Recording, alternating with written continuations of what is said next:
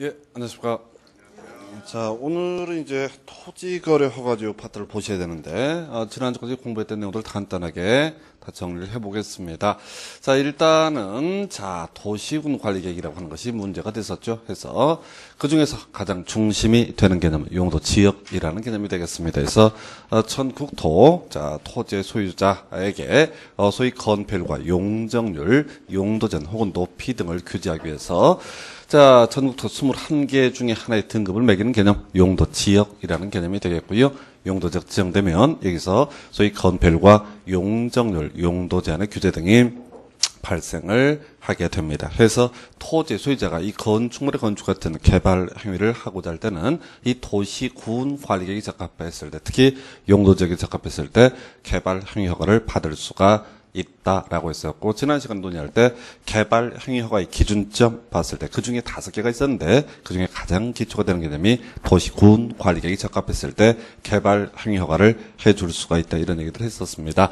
자, 그리고요, 이 토지의 이 건폐율, 용적률, 용도제를 바꾸는 방법. 자, 용도 지역을 21개 중에 다른 하나로 바꿔주는 게 가장 기본이 될 것이고요. 시간이 많이 걸려요. 그래서 그 토지 위에 용도 지구라고 해서, 자, 총 크게 10가지 종류가 있었죠. 그래서 용도 지구를 지정해도 용도 지구도 도시군 관리계획 일종이니까 건폐율, 용적률, 용도제한의 규제가 발생을 할 테고, 용도 지역에 따른 규제와 용도 지구에 따른 규제가 충돌할 때는 용도 지구를 우선하여 적용한다, 이런 식으로 설명드렸었고, 그 다음에 이제 용도 구역, 기반 시설, 지구 단계 이런 것들도 다 도시군 관리계획 일종이고, 전국적으로는 토지 소유자에게 건폐율, 용적률, 용도 등을 규제하기 수단, 방법, 이렇게 설명을 드렸습니다. 해서 이렇게 5개 용도지역부터 지구구역 기반시설의 설치 정비 계량, 그리고 지구 단위 계획까지 요 정도로 우리가 도시군 관리계획 이렇게 볼 수가 있겠고요.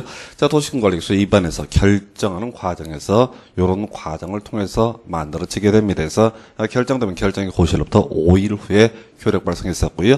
그중에 가장 기초가 되는 개념, 용도 지역이라고 하는 거 의부터 체크합니다. 자, 용도 지역 바로 도시군 관리계획의 일종이 되겠습니다. 그래서 이 표현들이 현혹되지 마시고요. 전국적으로 이제 건폐율과 용적률과 용도 제한 또는 높이 제한 등 하기 위해서 전국토의 21개 중에 하나의 등급을 매기는 개념이 용도 지역이라는 개념이 될 것이고요.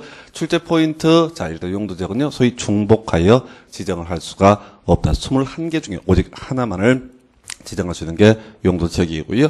자, 우리 결정권자, 지난 시간에 간단히 설명드렸는데 주로 이제 지자체장이 결정권자가 됩니다. 그래서 시도지사, 대도시장이 기본적인 결정권자고, 예외적으로 중앙정부에서 결정권을 갖고 있는 경우도 있습니다. 어찌됐든 간에 용도지역 자체가 도시군 관리이다 보니까 용도지역 토지 등급 21개 중에 하나의 등급을 매기 위해서는 먼저 기초조사부터 시작을 해봐야 돼요. 그래서 조사해 보니까 단독주택 중심의 양원 주거 환경을 보호할 필요가 있다라고 판단하면 1종 전용 주거지역을, 그 다음에 공동주택 중심의 양원 주거 환경 보호할 필요가 있으면 2종 전용 주거지역을, 이런 식으로 21가지의 목적이 모두 나열이 돼 있습니다. 그래서 이제 용도지구 지역의 지정 목적이라고 하는 것은 이 기초조사를 했을 때 각각의 목적이 발견되면 해당 용도지역을 지정할 수 있다, 이런 논의 구조인데, 사실은 뭐 조사해 봐서 이게 단독주택 중심이지 공동주택 중심이지 이게 딱 표현하기가 좀 애매합니다. 그래서 전국적으로 마음속에 기억하실 것은, 법에서는 이렇게 표현을 하고 있지만은 국가지자체 입장에서는 소위 이 건폐율과 용적률, 용도제를 어떻게 다룰 것인가 미리 마음의 준비를 하고, 예를 들어서 여기다 단독주택을 많이 짓겠다라고 판단하면 뭐 소위 이제 제1종 전용 주거지역을 지정하는 기준점이 됩니다. 그래서 표현들이 현혹되지 마시고 종국적인 결론을 미리 마음속에 담아두실 것. 그래서 자, 이게 지금 다시 보게 되면은 어떻게 됐죠?